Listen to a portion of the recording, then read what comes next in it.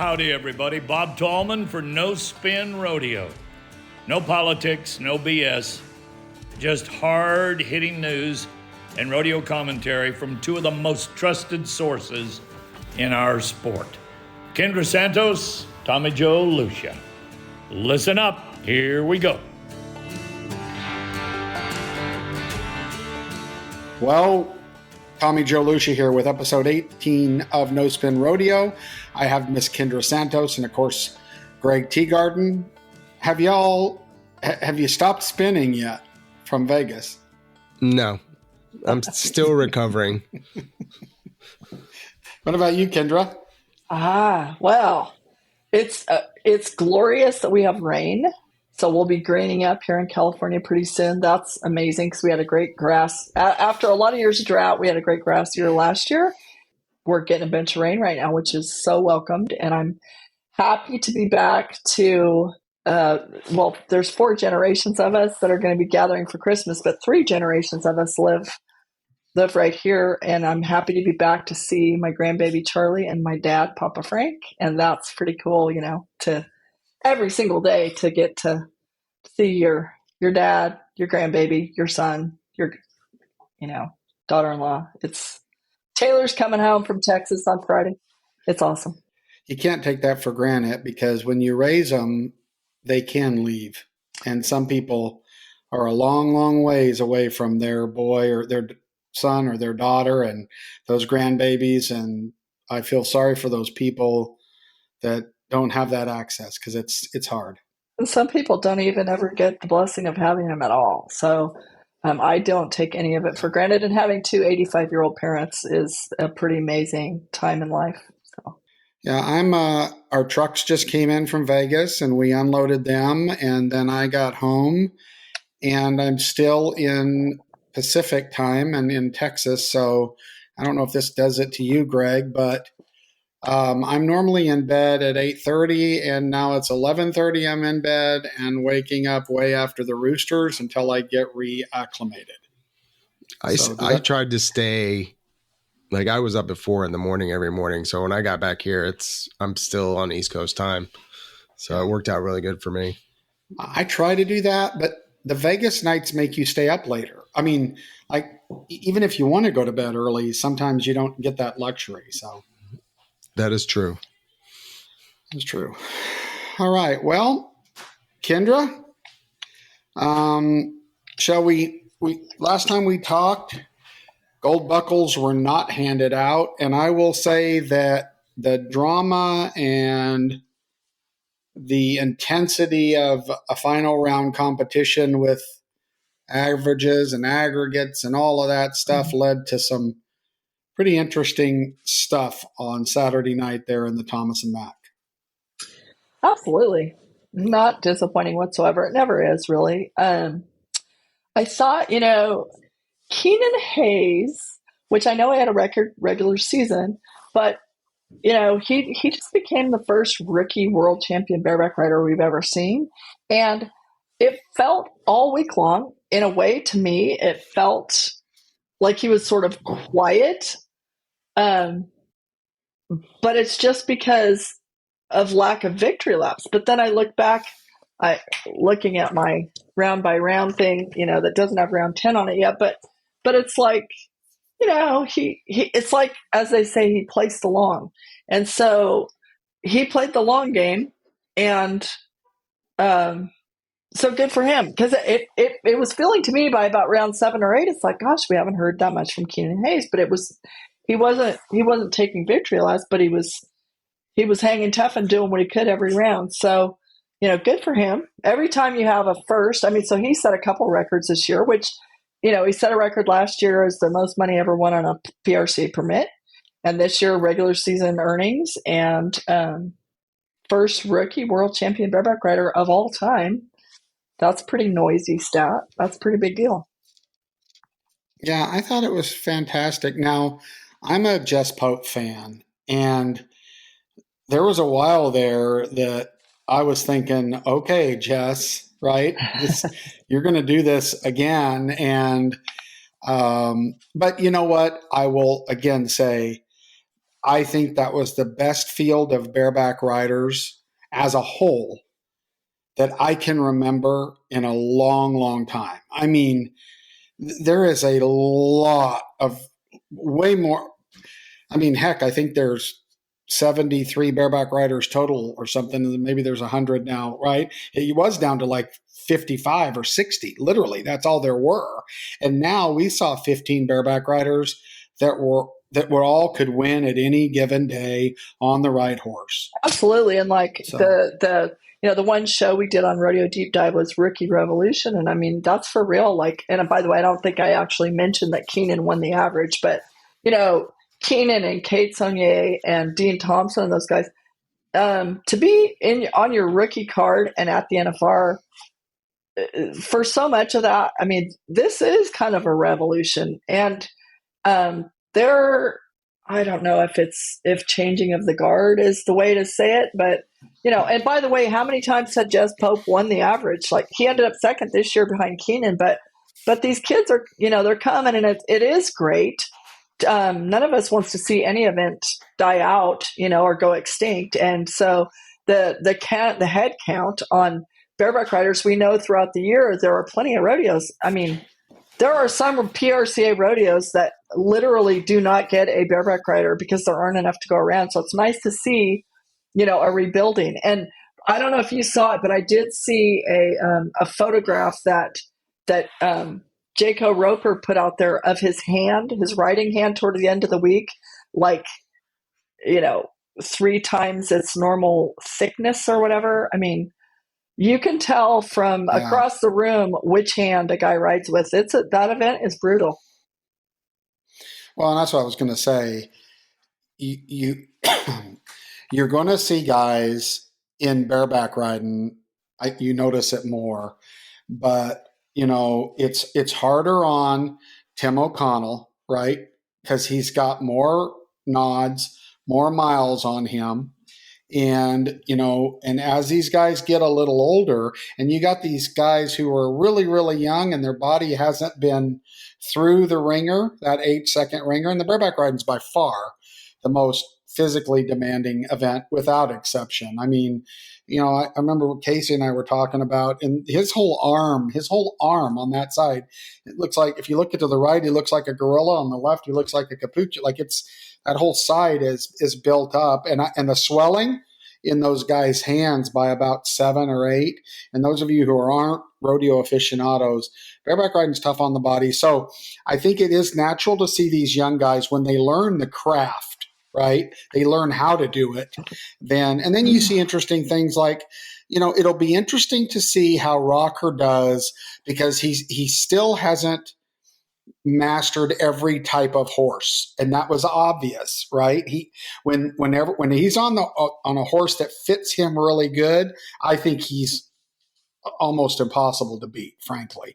But remember, I said, Rocker's got this. Well, some of those horses, not to belabor bareback riding, but some of those horses were a struggle for Rocker because of his size and their size. So, we'll see what he does next year. Yep.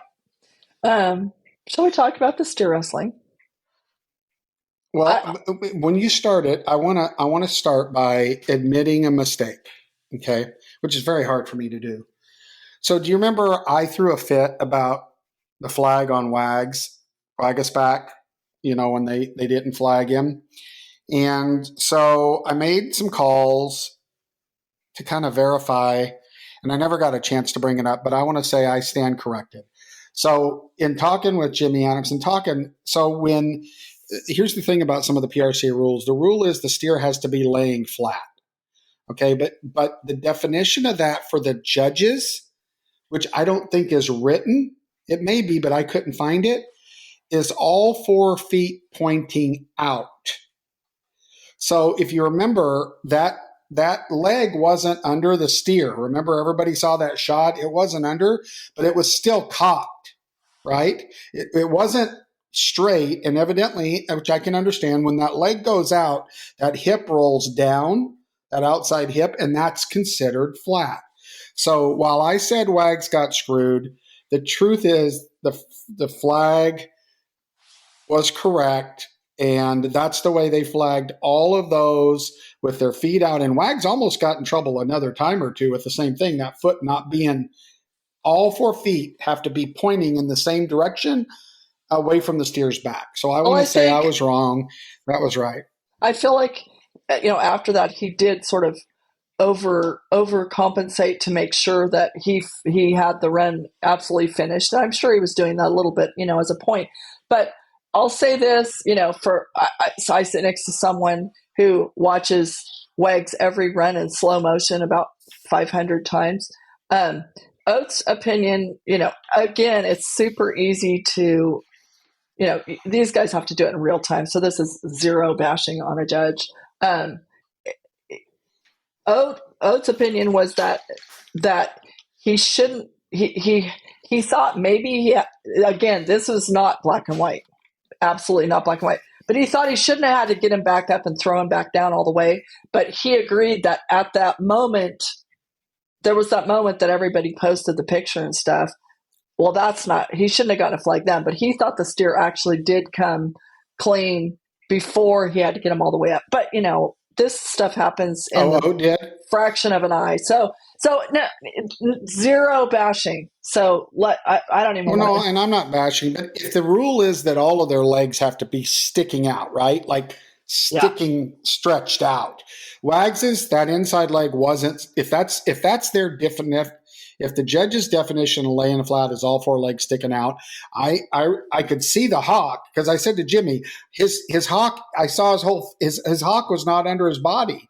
And Jimmy just said, well, technically that leg's supposed to be extended out to get the flag. That is considered, or that's the way we're trained to flag. So based on that, it was pretty clear that leg wasn't sticking out. Now, had Wags stayed on the ground or twisted a little harder, right? Or, you know what I mean? Just a little bit, it probably would have rolled that hip over and that leg would have came out. Well, he just didn't realize he missed it. Right. And kind of like in hindsight, I'm sure JD's structuring this in somewhat of a similar situation. In hindsight, when he's doing so well in the average, he would have stayed hooked, stayed down, and make sure he finished it and looked up. Did I get a flag before he turned loose or whatever? Yeah. Don Payne was at his first NFR and he won the average, and that he was super impressive. He rode Trevor Nelson's horse, Dr. Pepper, and was so consistent. His brother Grady hazed. That was cool. It was really noticeable. Will Loomis has really been such a contender the last few years, for a world championship and been so close. And it seems like right at the end, he's always been there. He kind of had, I'm sure by his standards, a disappointing, finals. It was cool. He split the last round with Wagisback. And when Oat and I were at Wagisback's wedding, we sat with Will and his wife Jenna, and him and Wagisback to split that last round. That was cool. They're very, very, very good friends. I would love to make a comment that I probably shouldn't even bother with, but there was a lot of I haven't seen it on social media because I've been sort of absent the last few days, trying to catch a breath. And really during the finals, I wasn't on there much except to post something occasionally. But there was a lot of chatter about, what happened with Wagisback and Dalton Massey, at the last one, whatever. Here's what, the basics is Dalton apparently had to be some sort of short 4, I think, to win the world. And he was 3-3 and he broke out. And, that's heartbreaking for him. What a year he had, this record, year. And then apparently on TV, which I was not watching it on TV, but apparently, Wagisback's 3-8 and he goes before Dalton and then he goes back there. And he's pumped. And so apparently people were trying to read lips and people were trying to read body language and whatever. And people tried to brew up some sort of a controversy, I'm told, like, they had a beef with each other and they were, and I asked, and I believe that to not be true. And I'm sort of, people were even trying to say that, I always stand up for the Bulldoggers. I think most people speak so highly of most Bulldoggers, but I was pretty disappointed for somebody to say, for starters, I'll say that my seatmate Oat, when Wagisback made that run in the 10th round, like Oat was kind of famous for, he won, I think, 7 10th rounds in his career. Like when the heat was really turned up, like he really dug that pressure or whatever. And Wagisback's the same way. So to me, like Oat stood up and he gave a personal standing ovation to Wagisback. And then people were like, oh, did he say something, derogatory to Oat because now Wagisback has 5 and I'll suck it Oat and all this stuff. And it's like, come on. I mean, like Wagisback, Oat has just sat down. He walked to the bottom to, wave at him over the rail and everything. He was so happy. And then people are starting that. Wagisback moments later calls Oat, like, come downstairs. I want you in the pictures, whatever. Like, Oat loves those kids, he really does. And it's like, that would be like saying that when Oat passed Roy Duval for gold buckles, that Roy Duval was pissed. It's like, no, Roy Duval was happy for Oat. That's how real Bulldoggers roll. So I was just kind of like, have those guys ever been frustrated with each other? Absolutely. Does Wagisback wear a purple shirt in the 10th round to get Oat's goat? Absolutely. Is Cash Rob wear a purple shirt to get Oat's goat because now he runs with Wagisback? Absolutely. But it's all in good fun. And it's only because, everybody knows by now, whenever Oat tried to wear purple, he got his shirt torn off. And so they do that. And now Wagisback and Cash Rob are saying they are going to have a purple shirt for Oat to wear in the 10th round next year in solidarity. And he might do it. I mean, if they ask him to do it, but he loves them. Like when I first came onto the scene, really hanging out with Oat a lot, he was cooking Wagisback pancakes in his kitchen. He loves these kids. And so for people, I think to try to stir some kind of weird pot, like Wagisback, it's not a crime to be pumped up that you were just 3-8 in the 10th round. We didn't know. And by the way, if Dalton doesn't break the barrier, he wins the world. And everybody knew that, including Wagisback. So it's like, come on, let's not be bitches. Well, it irritates me. Here's a little bit of what irritates me in the cowboy way thing. Okay. What is wrong with Wagisback wanting to win that buckle? He worked his butt off all year long. Does he have to pretend or even legitimately want somebody to beat him? That's bullshit crap. Well, I would want to win too, right? You want to win. That's okay. I know it. Well, the cowboy way is to root for everybody to beat you. Whatever. Okay, fine. Root for somebody to beat you. But God, when you put that much work into it, he wanted to win. And of course, I'm sure, because, you see the guys, here's the deal. You see all these guys, someone just beats them and they're clapping and they're rooting for them.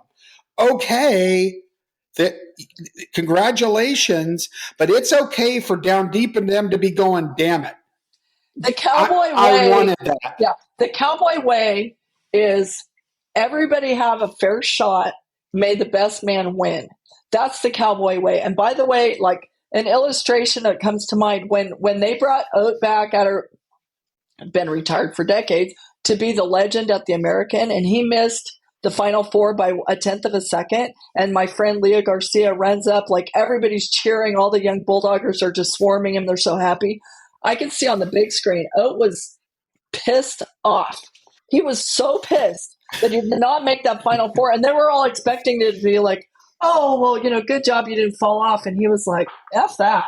Like, that's how they really feel. So, yes, you shouldn't have to apologize for being successful. And it'd be different if something happened and, like, Dalton Massey got fouled in the last round or something. Dalton Massey told Wagisback, good job. Good for Dalton Massey. And Dalton Massey, I mean, what a show he put on this year. It's not like he's a freaking loser. He had an amazing year.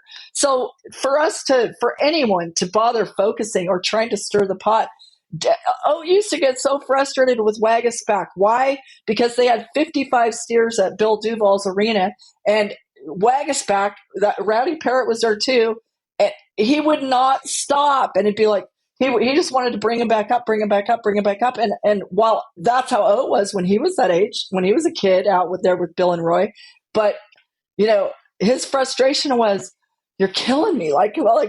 But what I see when I look at Tyler Wagasback, some people are like, oh, he's cocky or whatever. Well, confidence is everything. And just because he was born with a extra confidence in his vein, more power to him. But what I see is like the stories of like Mike Wagasback, his dad, Tom Carney, those guys who actually trained him to be a steer wrestler when he's a kid. They tell of like when he's in junior high, he doesn't win jack, and he's out there and he didn't win, and he was slower than everybody else. Why? Because his dad was insisting that he did it correctly, and that was slower than the kids who would fall on their back and try to hook the nose. But let's talk about where that took him. They made him do it correctly when he was in 7th and 8th grade, and he wouldn't win, and he'd get so frustrated, and that that little confident little kid would cry because he didn't win.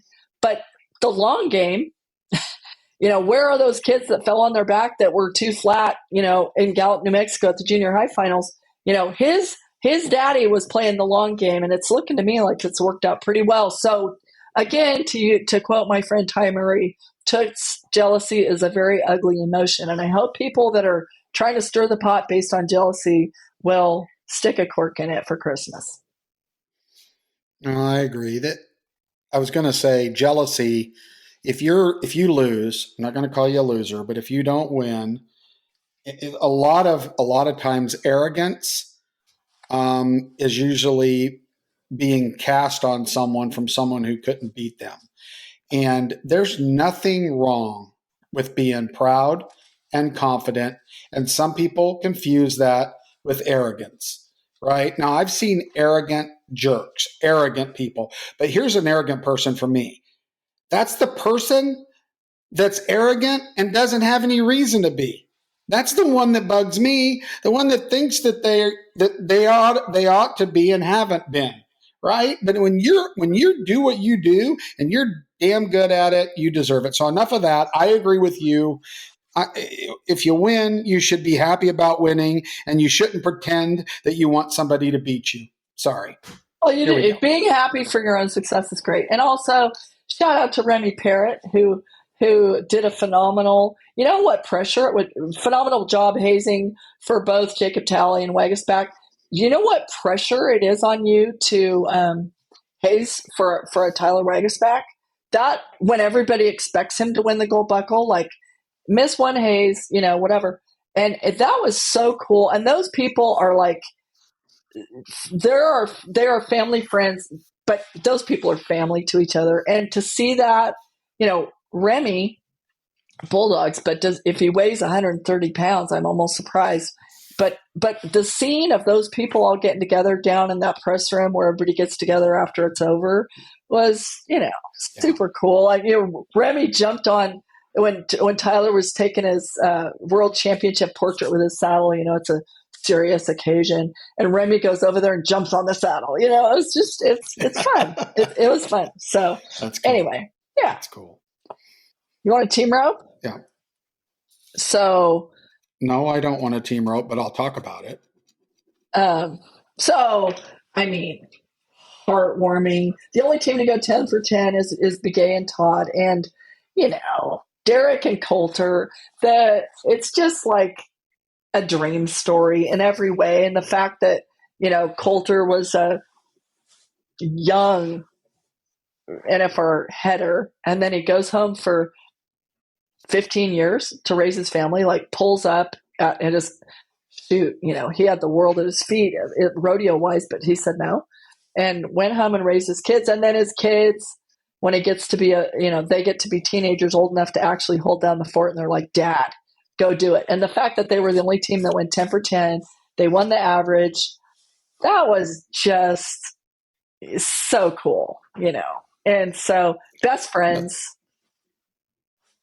We did pull, pucker when, was it the 9th round that Begay put like a Christmas wrap on that steer's horns, whatever. It was late in the when game. He threw the egg nest on the top. Oh, Lord have mercy. But, that to see was him. cowboy crap. Absolutely out. That's out on the desert, out in the desert. How many times has he had to do something like that when like his day's work depended on it? And by the way, there's Coulter, Casey was out of the TV camera range, you know, pushing the steer to go a certain way while, you know, it's like synchronized swimming with those horses and that steer. And I mean, that whole deal, that was, I mean, it was so cool. That was amazing. And so, and you know, Tyler Wade winning his first world title, Wesley Thorpe winning his second. Tyler Wade was saying, I never thought I'd make the NFR once, much less. You're gonna have to talk a second. That's the Vegas in you. Yeah, you have to. That's the smoke that you breathe over and over again for 18 rounds. So the only thing I'm going to say about the team roping is, I think, and you're not going to convince me otherwise, I think the crossfire rule is completely BS, and I'll tell you why. Because I continually ask about the crossfire, and nobody can give me a clear answer about including team ropers, about crossfire. So there's no clear definition for it. That's the first thing. That's kind of like some of the other entities in the business. Yeah, Greg. Do you want to do a little quick primer on people who don't understand what crossfire is when it comes to the team roping? Well, like what crossfire is supposed to be? Yes. Like what is a crossfire? So the header, correct me if I'm wrong, Kendra, after you're done coughing up a tapeworm or whatever's going on. The header has to rope the steer, and the steer's body has to switch directions. So when the header ropes the steer, there's two people in team roping, header and heeler. The header's on the left-hand side. He ropes the steer. He turns his horse immediately, or his horse turns usually, immediately left, turning that steer's body and hind leg around to that direction. And they're not allowed to rope those heels, Greg, before that hind end turns around in the current crossfire rule. Now, where that point is, when somebody does this in 3.3 seconds, hello, Coleman, you know, where that point is. And for me, if you ask team ropers, they say it's not quicker. It's not an advantage for most team ropers to rope early anyway. So why is there the rule? Can somebody tell me why we have to do it? Okay, so for one thing, Coleman and Logan Medlin, when they got flagged out, they were 3-1, right? That was going to be a whole new world record. 3-3 is existing. But anyway, my understanding that the history on it goes back to Ricky Green, the wild. He had this black horse named Cowboy, and Ricky it's just wild, and he'd throw over Cowboy's neck. Anyway, would be back in what, 70s and 80s, and it was just it just kind of wrecked everybody. The crossfire rule goes back to, I mean, he wasn't afraid to throw when the steer's still running down the arena, and his percentage was lower, but it was wild. And another guy who could rope really wild like that, I remember, was Kenny Harrell, who'd throw over, what was that horse's name? That little bay horse. But anyway, pull off some really wild shots. To me, on the crossfire, what I always say is, I feel like if you have not been a world-class team roper, it happens so fast that it's just such a hard call to make, unless you're seeing it in slow motion because you've done it thousands of times yourself. So, but at what point is the hip turned, right? I mean, I think it's one of those situations. If you're deciding if someone made a touchdown in football, even us normal fans, we don't have to be refs. We can look at the line, right, Greg? We can literally look at the line and see if their body contacted. But this is one of those things that you might put 4 judges in a room, Kendra. They watch the same run and call it differently. If there's that much gray space here, then why? I just think the rule should go away. If a guy can rope a steer over his head over his horse's head while he's running straight, fish the legs on and still spin, right? And face off, then cowboy up, take the time, let him win. I don't understand it. It would take away that very difficult judgment call that I don't know if that's going to be resolved until we have people who've themselves been there and done it at the very highest level in every event. I don't know how else to reconcile, that responsibility in real time as fast as that happens. I don't have a good answer for that. Yeah, and I don't even know with replay, right? Again, the definition of when the steer's turned, even if you're watching it in super slow motion, right? At what point, besides measuring their hind feet and the perpendicular of the buck and shoots, and both hind feet now are perpendicular with the buck and shoot? I think it's silly. Anyway, keep going. Next thing, cowgirl. So the saddle bronc riding, Zeke Thurston strikes again and won the average, won the world. What do you even say? I'm looking at he won a fortune. I'm going to tell you how much. 456,000 was but the he number won I saw. 234,000, almost 235,000 at the finals for 456 on the year. But the bronc riding, it was really great. I was trying to look at who. So Brody Cross was second, the average. Lefty Holman was third. And by the way, good for Lefty. Lefty with his white boots. I didn't realize till today that the white boots, that was for Larry Mahan, who apparently wore some white boots back in the 60s. I don't remember that. But just as Lefty's cool. bosom buddies with Rocker, and Rocker wears Mahan and ties spurs, and now Lefty's saying he wore the white boots because Mahan did it first. So anyway, those guys they might listen to different music than us, and they might, wear things that whatever. I don't care. But they do. Old school cool does mean something to them. And I thought it was cool. Again, the scene downstairs after they give the gold buckles out, when the families come down to the press room. Cool that,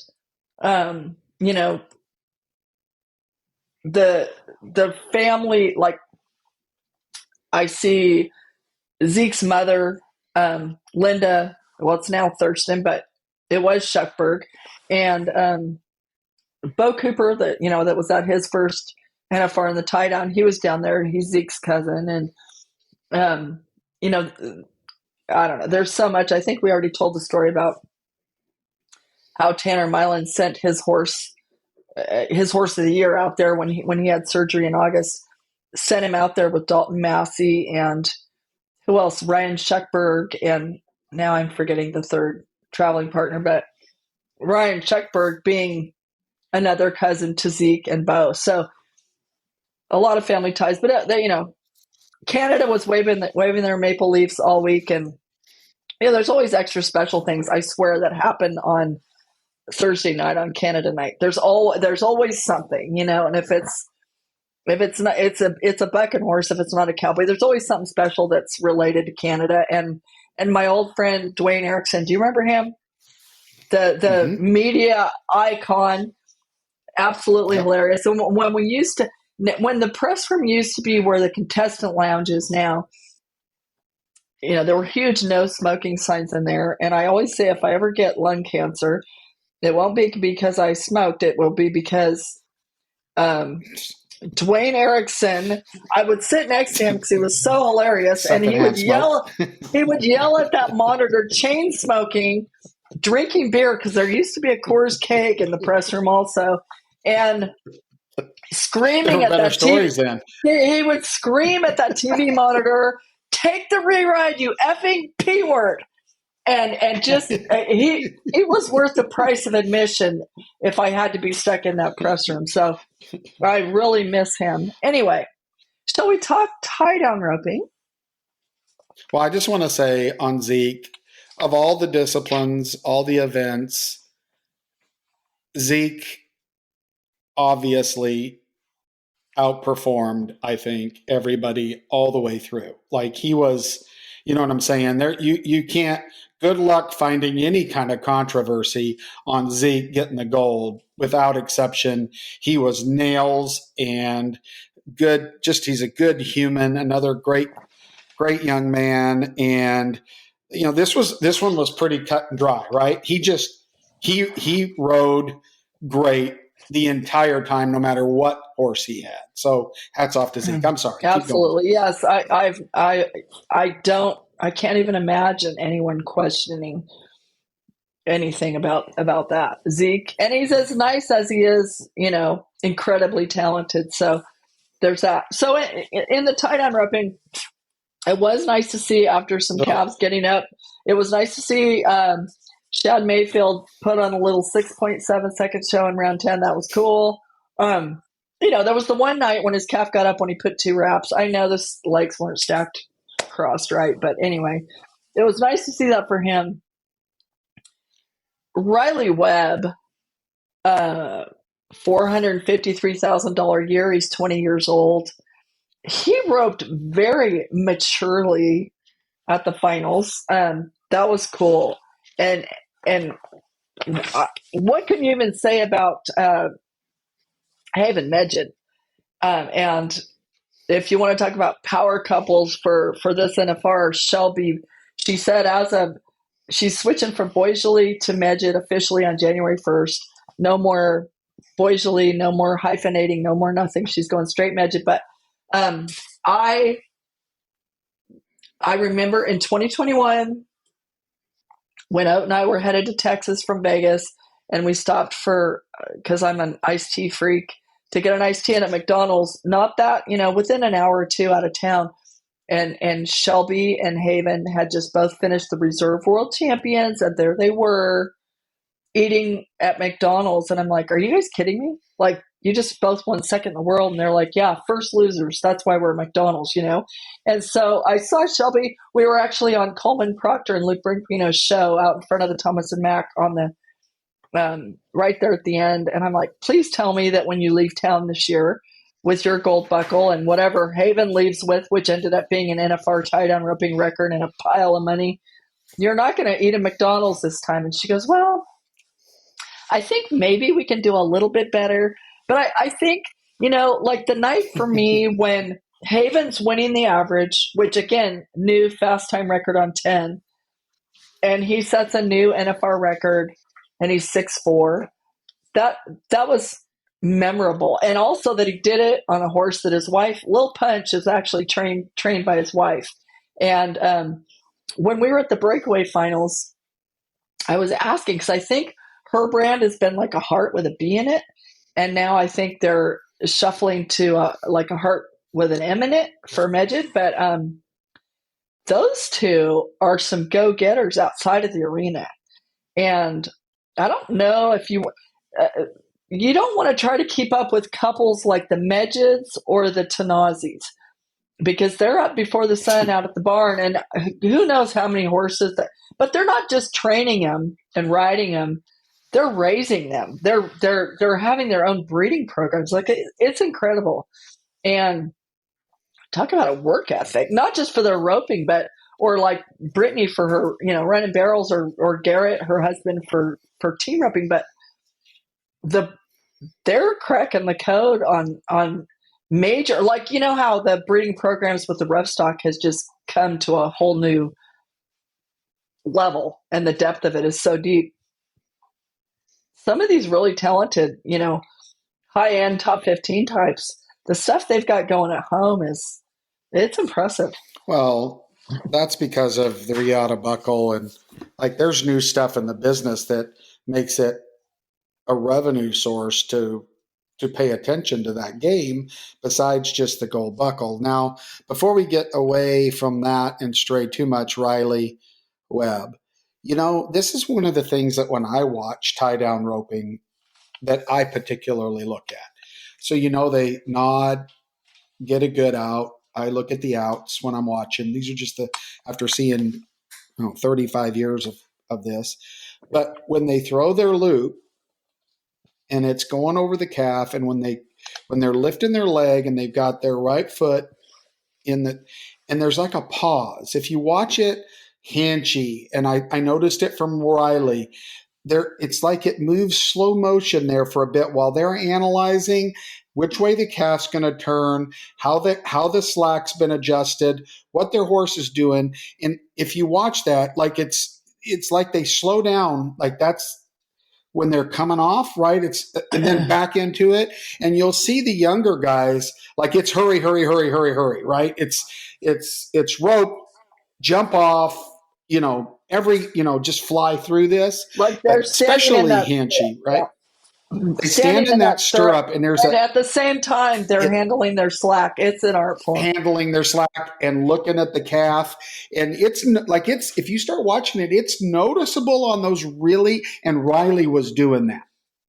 Riley was standing up in there, calculating the program, which is just a further example, like you said, of his maturity at a young age, right? But he's also experienced. I mean, he roped for $1 million at Days of 47 and didn't get it, right? I mean, he's experienced big stuff. Huge, yeah, high pressure, high money stages, and that's part of what's going on here. Like Bridger Anderson, how many rounds he won? 2 rounds and did well in some others, but I mean, he came up through those junior programs. The junior programs, and over at the convention center, the Junior World Finals, like that is, and they're doing it with the rough stock too. I mean, but these kids, they're not going to crack. That's just where we see this success with these rookies at the NFR, because they've already been there.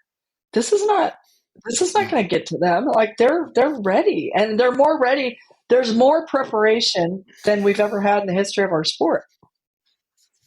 Well, and I would challenge all the rodeo committees that are listening. Like at the Utah Days of 47 rodeo, we do a $100,000 youth rodeo, and we bring those young competitors behind the chutes and behind, right, so that they feel the lights, the camera, and the action. All of us in rodeo need to continue to provide opportunities like the Yeti Junior World Finals. Congratulations to Bo, Brylin, all them. What a great event. I think the new facility, the new floor they were on was even better for all the competitors. And we, hats off. We need to keep giving kids opportunities, because rodeo's not Little League, right? It takes effort and a lot of time and money to provide these opportunities for little kids to get on small bucking horses that fit them, bulls that fit them. Again, putting a 11-year-old kid on a bull that's a 16-point bull isn't going to do anything but rob his heart, right? Put him on the right kind of animals, and all of that stuff. Cody Custer preaches that. All of that stuff is progressing, and I'd love to keep seeing it so we get more Riley Webbs at the NFR in Las Vegas. And it's the short game in a way, in that they are kids, but it's all for the benefit of the long game. And same, JJ Miller, who in the past has oftentimes brought cattle to the NFR, he didn't have a pen at the NFR this year, but he hauled an amazing set of steers all the way from Texas to Vegas for those 18 and under junior steer wrestlers that are at the event. But it's like, to have a safe environment to put them on these big stages, it really shows up when they're 20 years old, like Riley Webb. I mean, that's super cool. Yes, it does. Keep it going. Okay, so in the barrel racing, Brittany Posey Tanazi won just on the brink of $500,000 this year. That's cool. Like almost $497,000. That is, and she won second in the average. I thought it was, it was shocking to see Brittany hit a barrel in the last round. Who else? Somebody else that was doing really well hit a barrel in the last round. Someone else hit a barrel. Who was it? Jordan Briggs hit a barrel. Jordan Briggs. Yeah. And anyway, it happens. But who was not happy for Lisa Lockhart? She won the average, reserve world champ. But it's just a very, we already talked about it while we were still out there, but that Lisa Lockhart, who has yet to win a gold buckle, is the all-time career earnings leader of anyone ever. Good for her. And there's no one more gracious. And she's just on the ranch in the rodeo arena, cowgirl, but just an awesome human. And she's always happy for everybody else. I think a lot of people would be delighted, but yeah, it's super cool. And looking back, we've talked about a lot of it, but Tacey Matthews ended up 15th, didn't get to bring Pop Rocks. That was sad, but pretty fun, pretty cool to see some of these fraternity trainers, the Kelsey Mowrys of the world and stuff, absolutely shine on 5-year-olds on the biggest stage in rodeo. Cowgirls, man. Well, and Brittany can be a little spicy, right? And that doesn't bother me. Brittany at events, it goes back to that passion to win. And Brittany can be spicy is a good word for that, right? She has her expectations from the start to the finish, all the way through the rodeo season, and that shows up. And again, I'll say I have a special place for. I think it's really cool, these women that are training their own animals, riding their own animals, right? Or, because there's so many powerhouse horses out there because of, like you said, the breeding programs, and it's cool. But still, all these 13s, the level of competition this year in barrel racing was stunning. Stunning women, stunning horses. It was bad. It was bad to the bone. It was cool. Yeah, and huge, commendation to the ground crew. I feel like, there were a couple slips here and there, but generally speaking, there was a top slip to finish.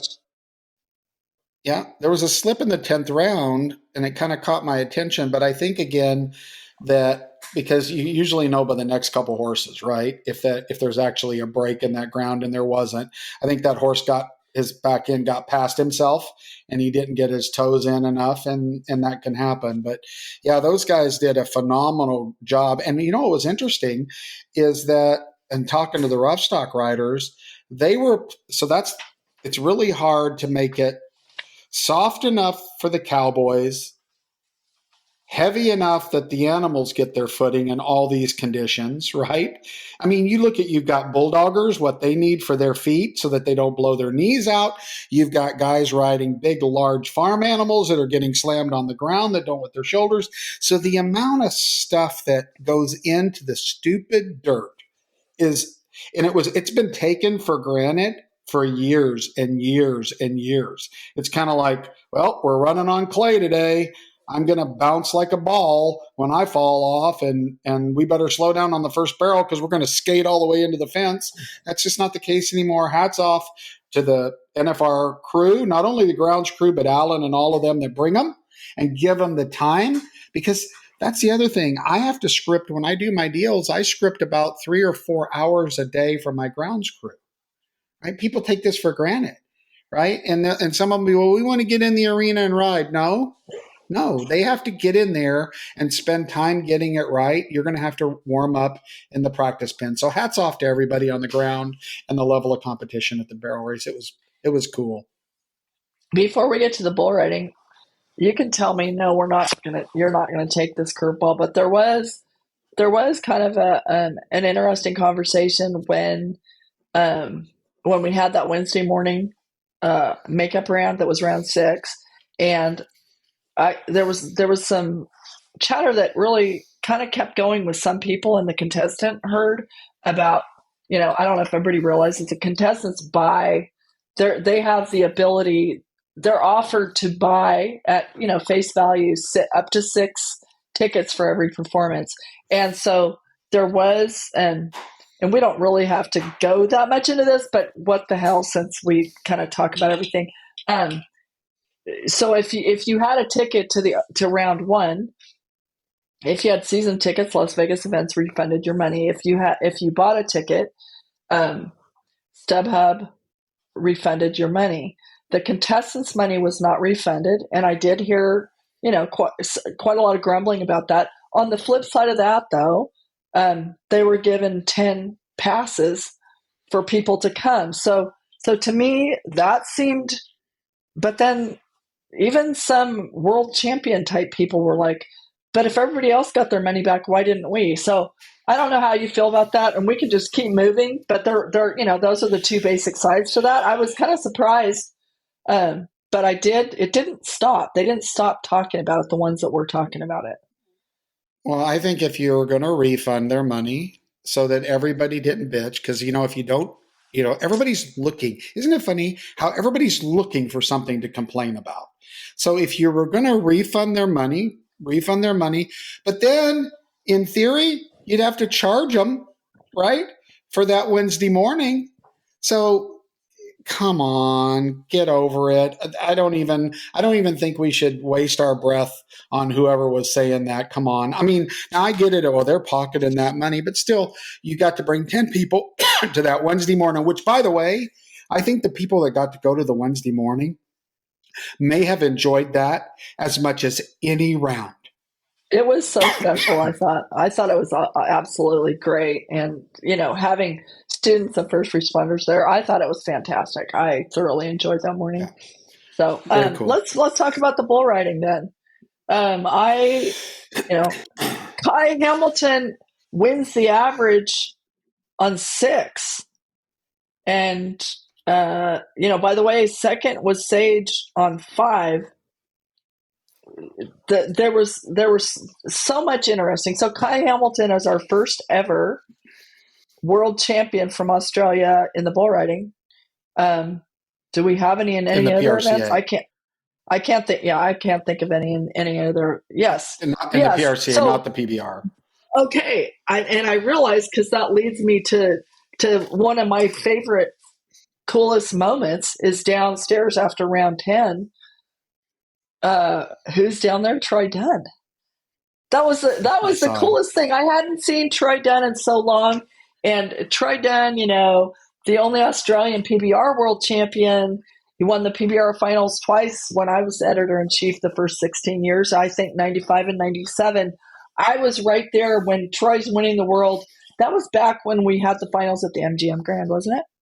Anyway, MGM, yep. Right there, and I think it was the first round, and he comes out and gets, when he hits the ground, he dislocates his freaking hip. And do you remember that? It was gruesome. Yeah. And Troy Dunn is a tough sucker. Oh, I can't stress this enough. I have never, and I have met, I was thinking about this in the truck when I was thinking if we talked about Troy, because I saw a picture of Troy and Kai together, and it started bringing back memories. I can't tell you people. I know a lot of really tough people. There's a lot of tough people in this sport. But talk about like just this Australian grit, like this. And when I mean tough, I don't mean I can endure pain. I think I would put Troy Dunn today in an MMA ring. And I mean this.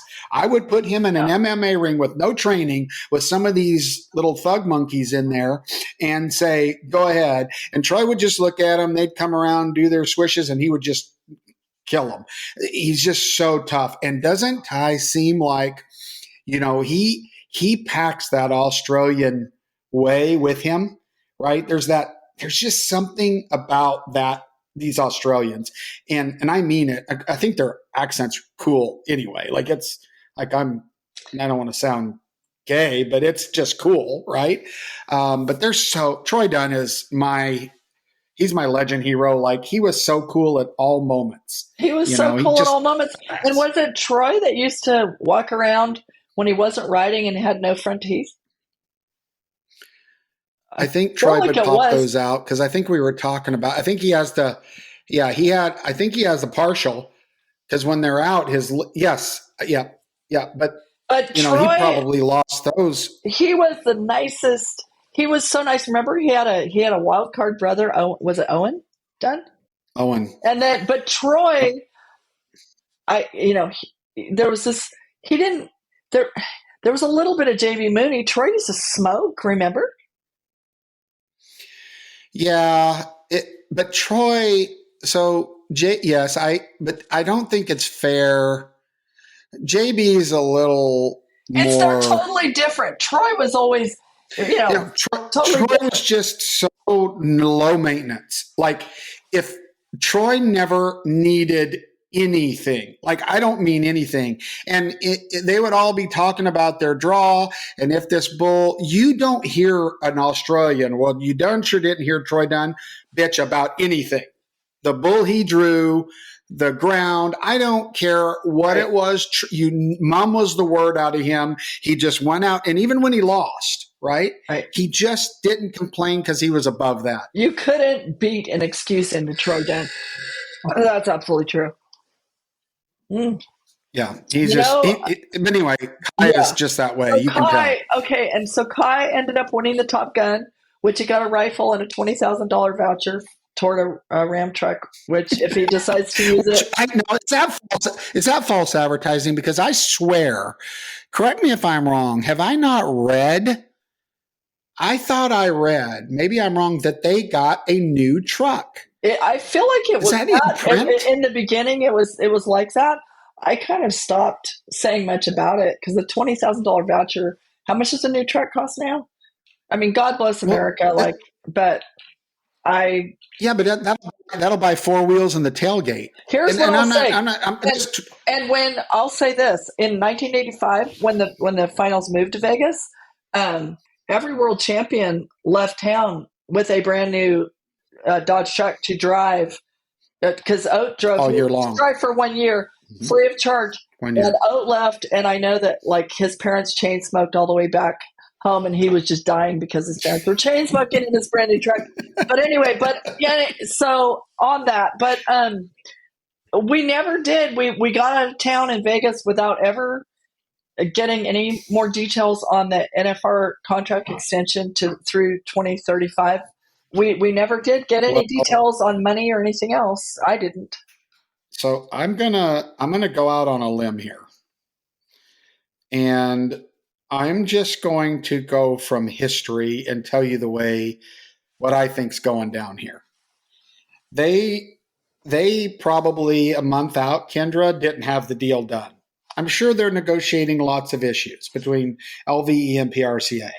And I'm sure there was a sense of, we have to make an announcement at the finals, right? Right. What will it look like if we don't say, so there's some pressure.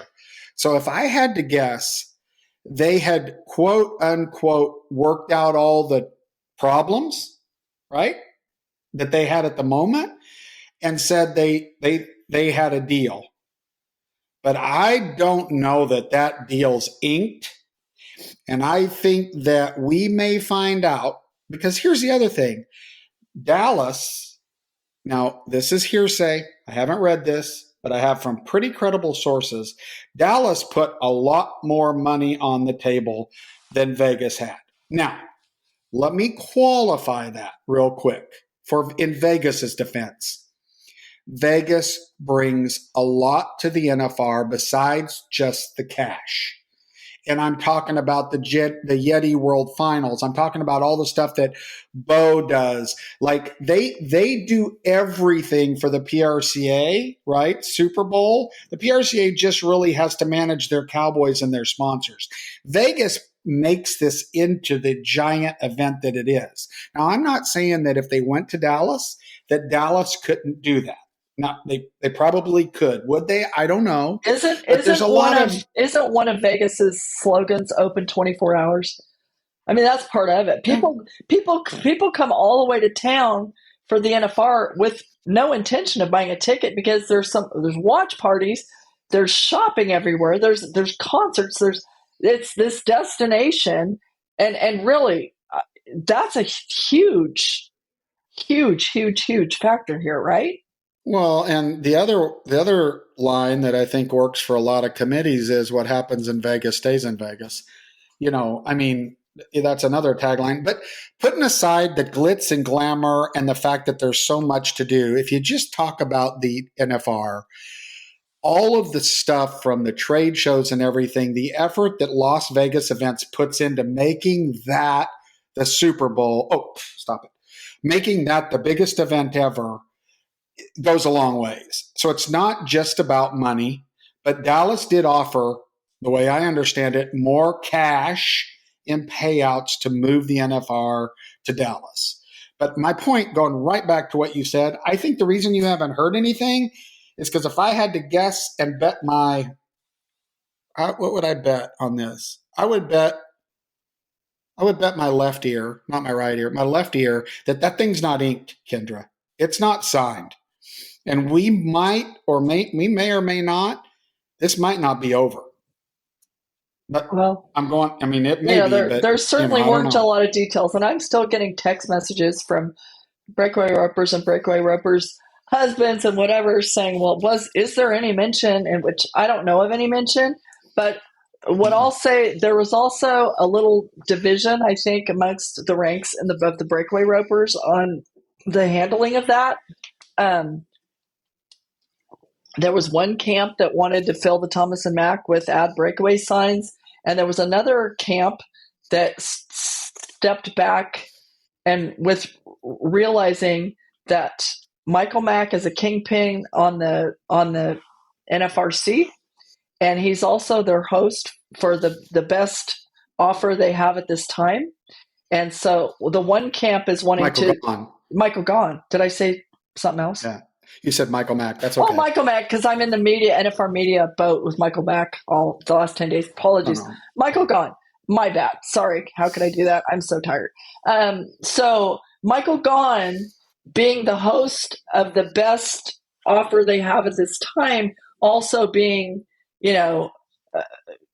a huge force on the National Finals Rodeo Committee, on the, this half is saying fill the Thomas and Mack with signs, add breakaway, and this other half is saying we better be careful about burning a bridge with a person who's got a foot in both arenas, right? And point taken. Interesting. Yeah, interesting back note on that there was some concern that when she accepted the buckle and was interviewed, there was some concern about what might be said there, right?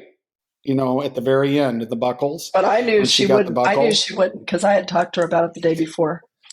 She was smarter than that. She was smarter than that, and she went in the get more with honey than vinegar approach, which I endorse. And I don't think, we had to kick out signs of the fan zone because they weren't allowed. And I think that's the wrong approach. Put all of your energy. I don't think there's anything written in that contract for breakaway. Now I don't have any proof of that, but I don't think that there's anything in that contract for breakaway. But you can definitely prove me wrong, but this is just what I've heard. However, put your energy in. Greg, you might want to comment on this. He loves those 2 days of breakaway. Now, you're talking about a guy that goes and does timing and scoring and produces the broadcast portion of 65 events a year. Greg, you can comment on this. He loves those 2 days in South Point. So why don't they put in energy about making the biggest secondary event in Vegas, just like the World Series did? Next thing you know, if they work hard enough, maybe they're roping for 400,000 like they did at the World Series. For sure. I mean, it's a great event to attend. And even the past 2 years, it was good last year as well. I think the girls are growing up. They're becoming more mature, that they're getting their own place. Why they would want to move in and share it with, the other people. I mean, I know it's a status or whatnot, but they have their own stage right now to show off. They should embrace that. Well, and make their voices heard. I applauded Shelby's grace, and I also applauded her. Her focus is on the money, and good for her. Like growing the money, that was the tact she took, and I thought, what, good for her, because I feel like I heard the stat that 480 PRCA rodeos now have breakaway roping, which is cool, and was it San Angelo that just added it? I mean, whatever. But she took, and rather than kicking dirt and, what do they say? Don't bite the hand that feeds you. Anyway, but she focused on the money, and I think that was a smart play on her part. And it's the WPRA, and I'm not saying anything right now negative about the WPRA, but they're collecting collecting the commission on a lot of rodeos prize money for breakaway. So it seems to me that the WPRA should be taking an initiative to work really, really hard to grow this. And I think the money should be equal to, at least, right, equal to how much presence, like I said earlier on a podcast, if they're at that many rodeos and that's 70% of the rodeos, then they're due to be making 70% of what the other disciplines events are making. And and needs to get there. That's a cool point to bring up. And another thing that Shelby brought up when we were doing the Purina pre-show with Coleman and Luke was that there are rules, like the guys that are at the NFR, they can't go across town and compete at the South Point in the open roping. Like there's rules. You can't, if you're competing at the NFR at the Thomas Mack, you can't do some of those other things.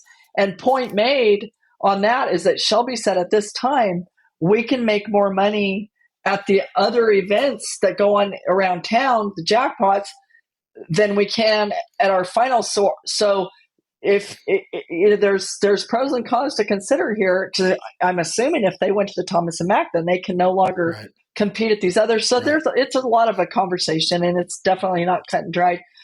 We have to talk about Stetson Wright a moment. So he only got to get on 3 of 20 head, finished off his hamstring. He will be having surgery in Utah tomorrow, Wednesday. Today's the 19th, so Wednesday the 20th, he's having surgery to fix that hamstring. But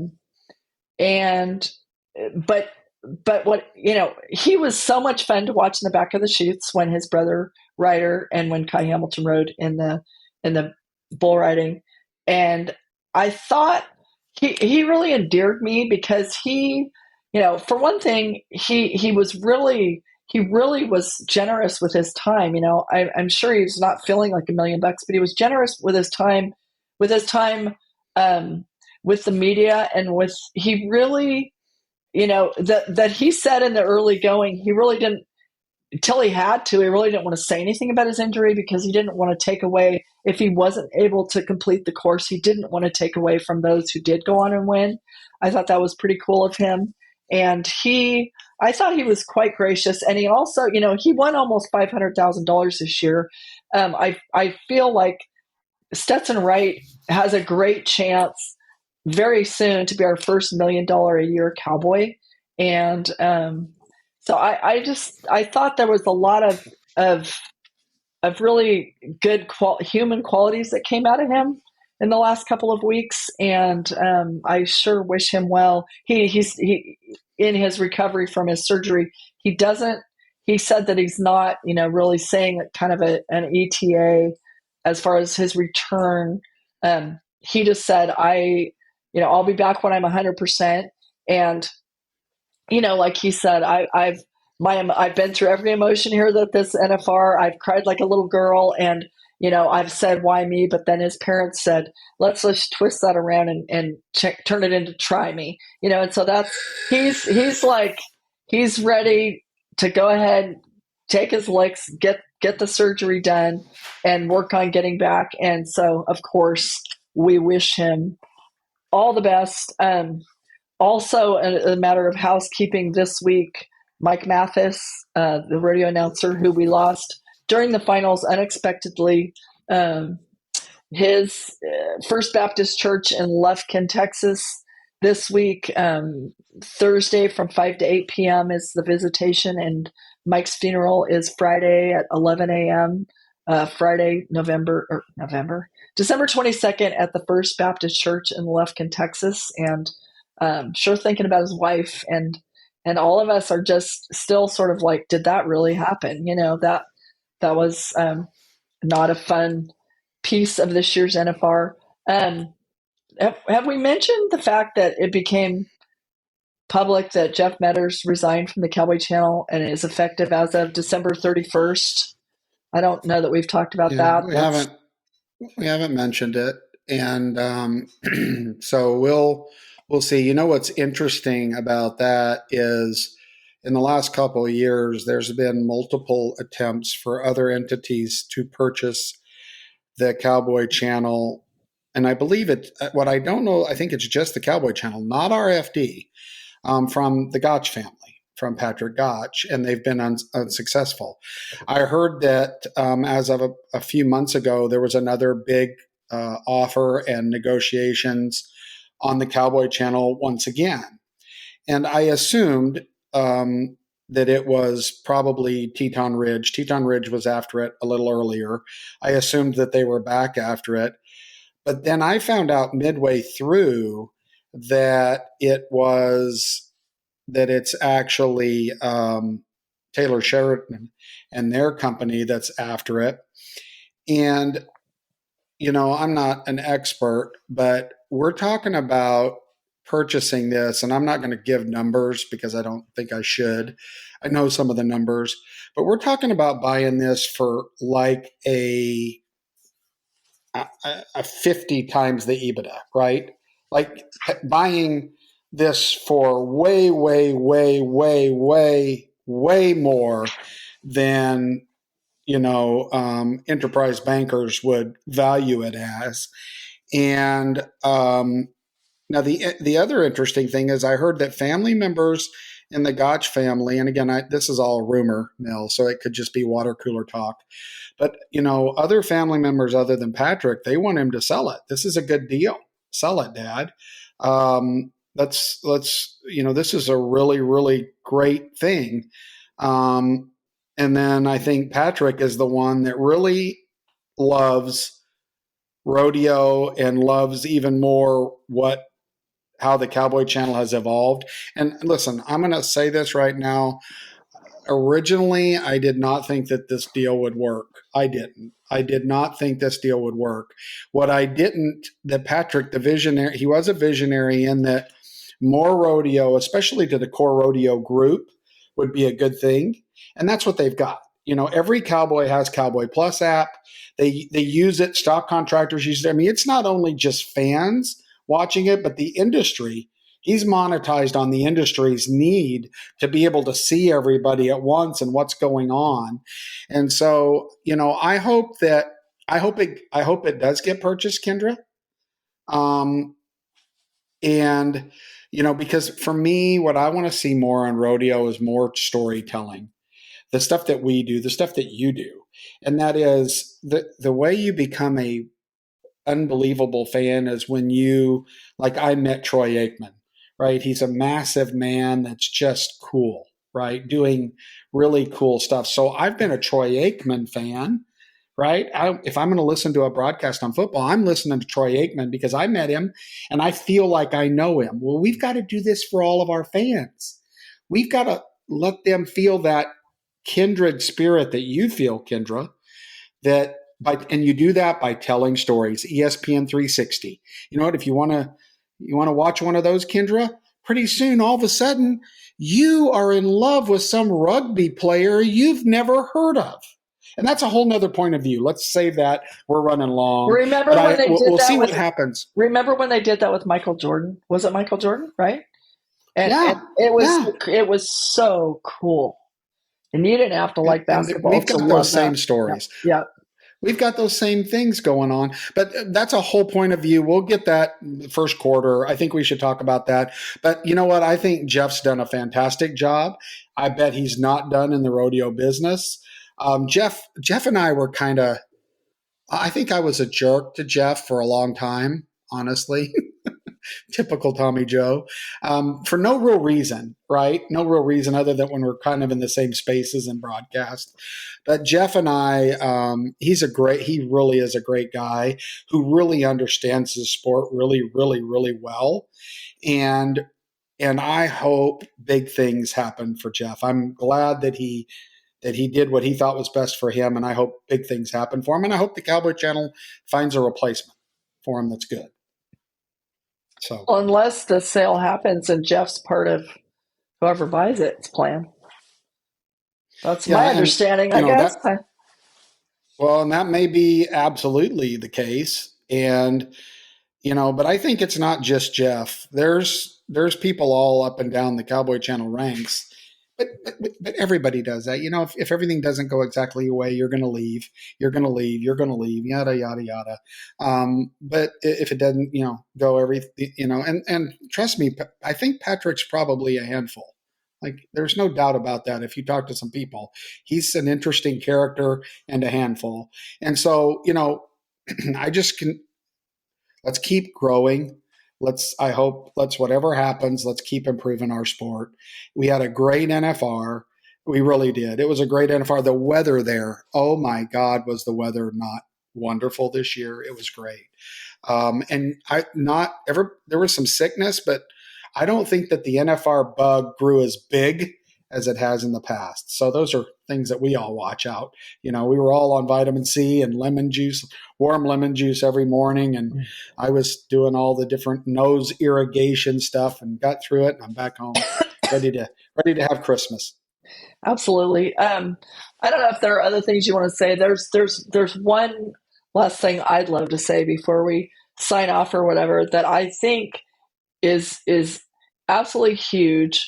That, of course, Casey Field retires at the top of his game, okay, with some frustration, with 3 to 5 years left in the tank physically, but he's going to do other things and he will kill it in business beyond here.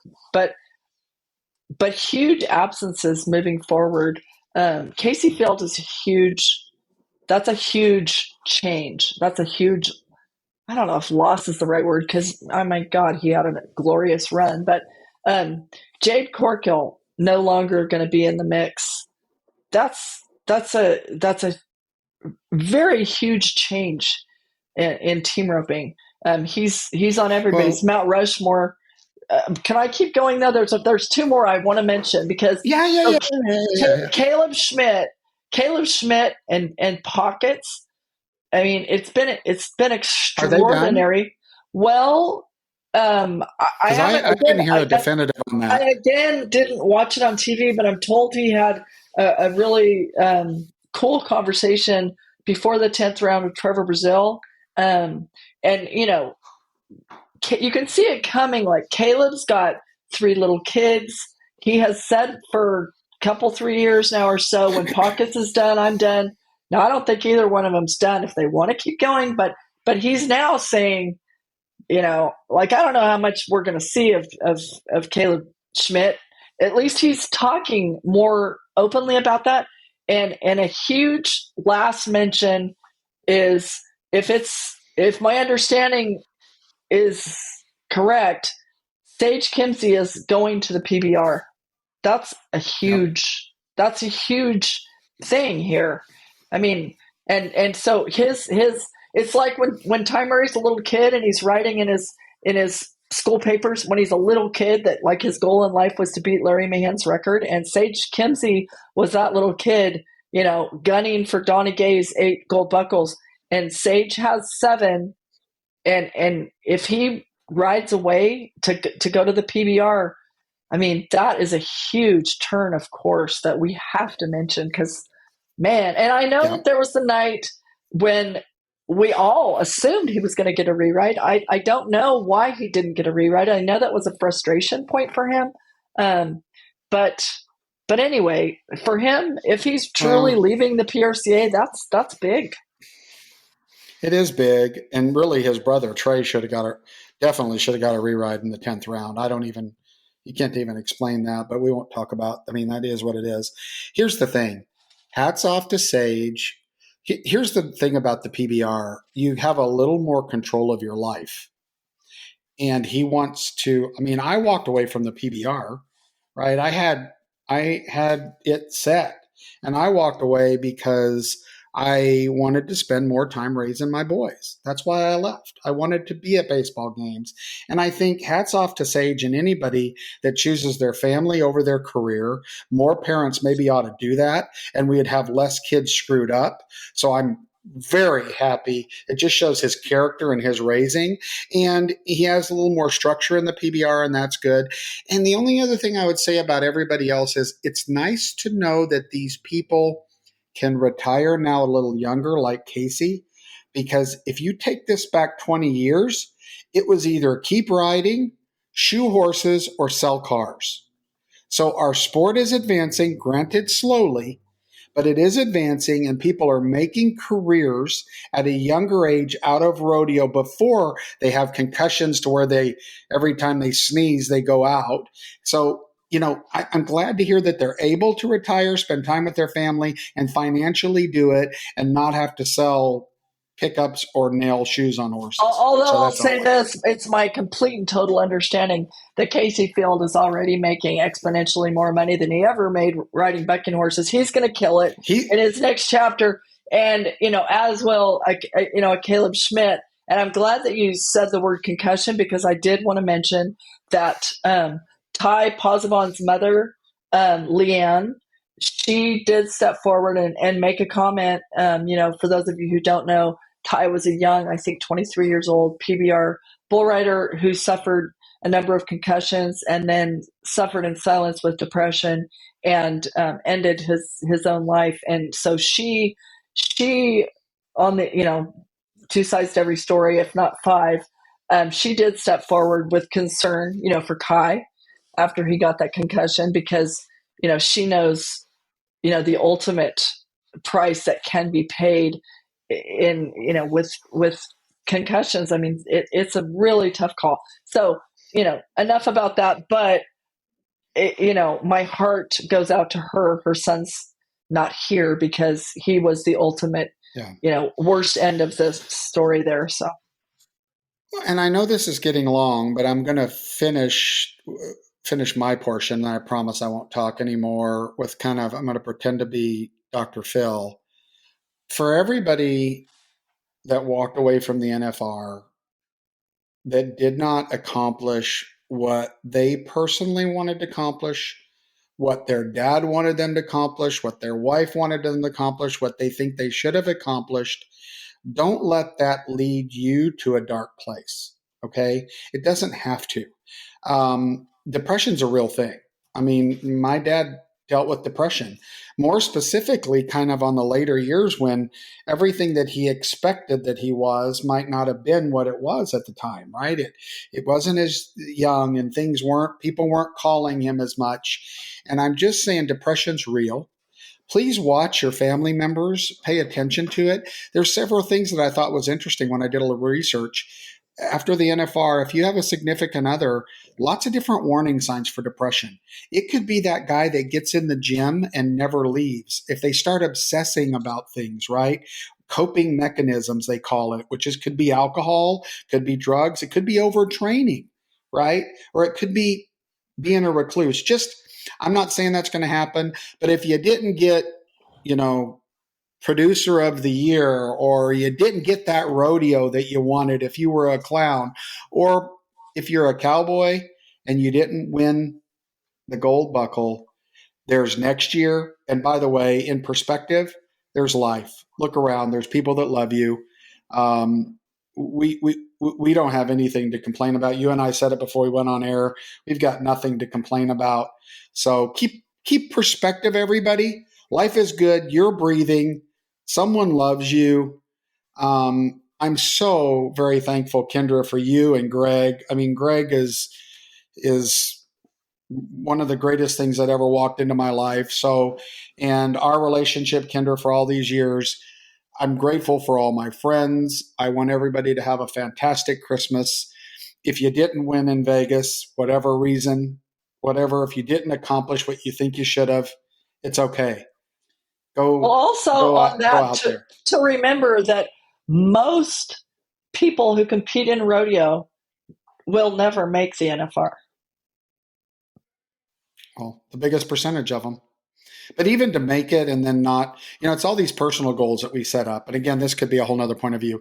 And I know we're running long. Final thoughts, Greg Teagarden. Christmas thoughts, final thoughts while we wrap up this really long version of No Spin. I want to say this NFR was probably one of my favorite ones I've been to so far. And I think it has to do with the fact that we did this show every morning for 10 days straight, minus the one day. But, it was great seeing you guys come in every morning, and I learned so much about the NFR and so much more about rodeo, and it just kind of made me a little bit more passionate about it. So thank you guys for that. Thank you. I thought it was kind of hilarious because we did exactly in round numbers 0 preparation. It was like coming in hot, multiple cups. We got coffee, we got airborne, we got whatever, and walnuts and blueberries sitting there. But we didn't. We just kind of shot from the hip, which was cool. But I will close by saying, for many many years, I've worn every single day this attitude of gratitude bracelet, and it is how I feel in my heart. I am so grateful. I'm still living in the nose of Lane's horse trailer, and I couldn't be more grateful. We're getting rain. It's going to be green, and Taylor's coming home from Texas, bringing his fiance Jordan Tierney. So we all get to sit. Even if my house isn't finished, we're going to sit around a table and be together. And I'm so grateful. I am too. Well, I want to thank all of you for being subscribers. Shoot us some comments on our free text line. Thank you all for listening. We don't know where this is going. We didn't know where this was going when we started it. We agreed to ride this horse for a while and see how it goes, but download, listen, subscribe, tell your neighbor about us if you want to. We're thankful that you're listening to us and sharing your time with us. Hats off to everybody. I'm going to go out on a limb. Now, these two may beat me up, but I'm going to say you're probably not going to hear from us until after the first of the year. But they may beat me into submission here, but I would like to start the fresh new year. We'll set a time. Greg and I'll be at the National Western with our friend Leon Vick and all that crew for 17 days of 29 performances. And Kendra, you're going to be all over the place. So we'll keep word. We'll let you know when our next episode of No Spin Rodeo is. So from us here to you, happy holidays. Just enjoy it. It's just great. And I love all of you. Actually, really love you.